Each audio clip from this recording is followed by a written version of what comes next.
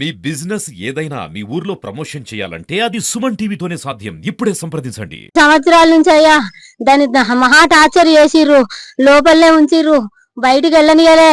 ఆడి ఇంటికి వచ్చి తీసుకురాకపోవు. మేము అడిగితే ఒక్క కొడుకు ఆకలిళ్ళ ఇంటికి తోలరని అన్నారు. మేము ఆ నమ్మకం కొద్ది అనుకున్నాం అయ్యా. ఆడబిడ్డకు చెప్పుతాంది, అక్క బెడ్ మీద ఎట్లుంటాడో నాకు తెలియదా అంటాంది. అంటే నువ్వు చెప్పుతే మేము పూజలు చేయించలేదా, నువ్వు మీ అమ్మకి ఎందుకు చెప్తాన్నావు అంటారు. నువ్వు మా ఇంటికైతే రా, నీ సంగతి చెప్తామంటారు. వాడు అంటాడు కదయ్యా, నీకు ఇష్టం ఉంటే రా, లేకపోతే లేదు అని అంటారు.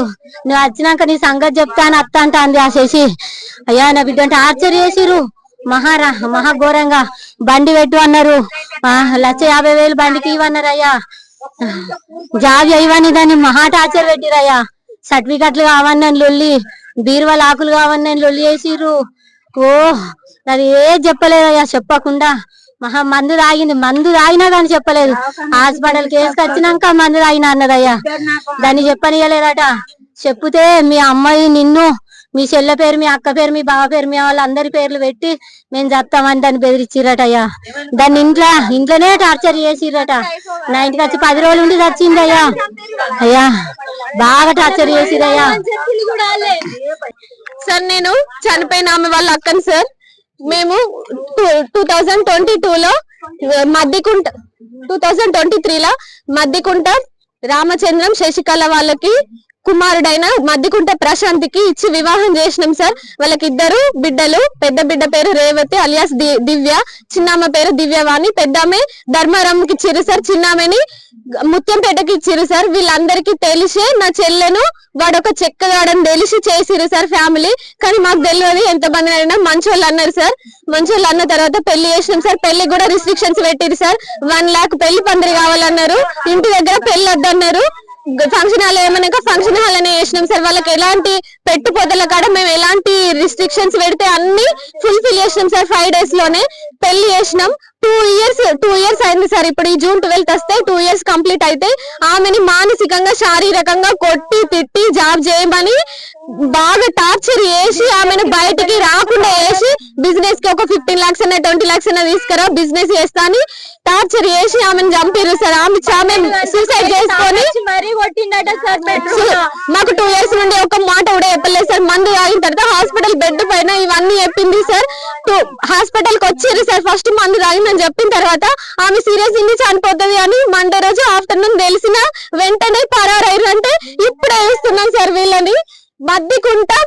మద్దికుంట శశికళ రామచంద్రంకి పుట్టిన కొడుకు మద్దికుంట ప్రశాంత్ ఒక చెక్కగాడు సార్. బిడ్డలకు తెలుసు రేవతి అక్క దివ్య చెల్లె, వీళ్ళిద్దరికి తెలిసి చేసిరు సార్. నా చెల్లెను అడ్జస్ట్ కావాలి వాడు మాట్లాడాడు ఇప్పుడే పిల్లలు వద్దు అని టార్చర్ చేసి చంపిరు సార్. ఆమె సూసైడ్ చేసుకొని చనిపోయేలాగా చేసిరు సార్. ఇవాళ మాకు 20 days అవుతుంది మా చెల్లె వెళ్ళిపోయి. మాకు ఎలాంటి న్యాయం జరగలేదు సార్. వీళ్ళు ఇంట్లో ఫ్యామిలీ మొత్తం ఉండి హ్యాపీగా తినుకుంటా తాగుకుంటా ఎంజాయ్ చేస్తున్నారు సార్. ఇప్పటికి కూడా అయింది సార్. 20 days అవుతుంది. ఎలాంటి రియాక్షన్ అనేది వాళ్ళు తీసుకోలేదు సార్. చేస్తామన్నారు, అరెస్ట్ చేస్తామన్నారు కానీ ఇంతవరకు వాళ్ళు అరెస్ట్ కాలేదు. మాకు ఎక్కడ న్యాయం జరగలేదు, అందుకే ఇంటికి వచ్చినాం సార్. ఇంకొకటి సార్, వీళ్ళ అన్నదమ్ములు 2 ఉన్నారు. ఆదిపల్లి దేవరాజం, ఆదిపల్లి నారాయణ. వాళ్ళిద్దరు ఆదిపల్లి దేవరాజం కొడుకు వేణు, ఆదిపల్లి నారాయణ కొడుకు హరీష్. వీళ్ళు 4 హాస్పిటల్ కి వచ్చారు సార్. వాళ్ళ భార్యలు కూడా వచ్చిర్రు. వీళ్ళందరూ వచ్చి మా చెల్లె చనిపోతుందని తెలిసిన తర్వాత వీళ్ళని పరారు చేపించారు.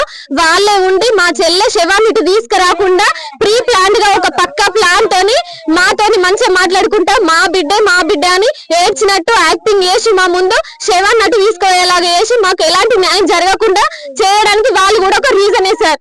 వీళ్ళని పక్కకు రప్పించుతుంది సార్. వాటికి 22 days అవుతుంది సార్. మా చెల్లె చనిపోయి 11వ తారీఖు సూసైడ్ చేసుకుని సార్. ట్యూస్డే రోజు చనిపోయింది. అరెస్ట్ చేస్తామన్నారు, చేయలేదు. చేస్తామన్నారు, చేయలేదు. అందుకోసమని న్యాయం కోసమని మేము ఇక్కడికి వచ్చినాం సార్. మాకు ఎక్కడ న్యాయం జరగలేదు, అందుకే ఇక్కడికి వచ్చినాం. మేము ఎన్నిసార్లు అరెస్ట్ చేస్తామంటారు ఎప్పుడు కూడా అమ్మాయిలం సార్. నేను బీటెక్ చేసిన, మా చెల్లెని పీజీ చేయించిన, మా చెల్లె డిగ్రీ అవుతుంది సార్. 3 అమ్మాయిలమని నాది కరోనా టైంలో మ్యారేజ్ జరిగిందని కరోనా టైంలో అక్కడ పంపేయలేదని మా అమ్మ ఒక్కతే నాకు పెళ్లి చేసింది సార్. కనీసం రెండో ఆమె కన్నా ఉండి పెళ్లి చేయాలి, కన్యాదానం చేయాలి అని మా నాన్న 1 month లీవ్ తీసుకొని వస్తే సంబంధాలు చూస్తే వీడు మెచ్చింది సార్. 5 days లో వీనికి నచ్చినట్టు వీళ్ళకి ఎట్లా కావాలంటే అట్లా వేసి ఇచ్చినాం సార్. పెళ్లి చేసి తెల్లవారి మా చెల్లెని ఇక్కడ కూడా పడగొట్టలేదు, మధ్యలోనే కరీంనగర్ లో పడగొట్టి వీళ్ళు ఇటు వచ్చేసిర్రు. మా చెల్లె భర్త మా నాన్న ఫారెన్ వెళ్ళిపోయాడు సార్, ఎయిర్పోర్ట్ కి వెళ్ళి. మళ్ళీ చనిపోయిన తర్వాత కనీసం ఒక్క మాట కూడా నోచుకోలేదు సార్.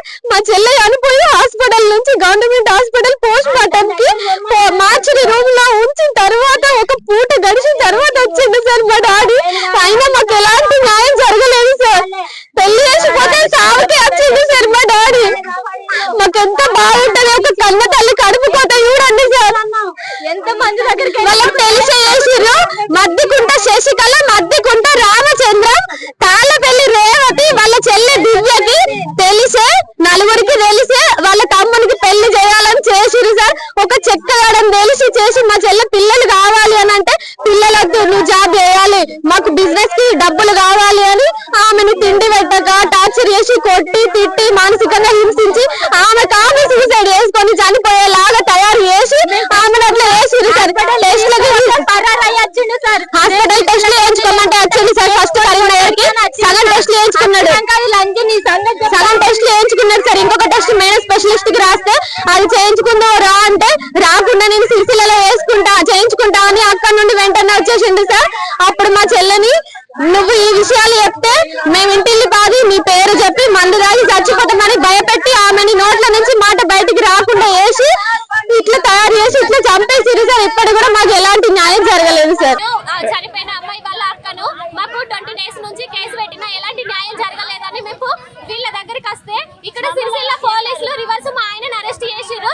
మా ఆయన మ్యాన్ హ్యాండ్లింగ్ చేయలేదు, ఒక మాట కూడా అనలేదు. ఇక్కడ వచ్చిన వ్యక్తులు ఈ పోలీసులు అంతా కలిసి నా భర్తని అరెస్ట్ చేసి తీసుకుపోయారు. వాళ్ళు ఎక్కడికి తీసుకోవద్దని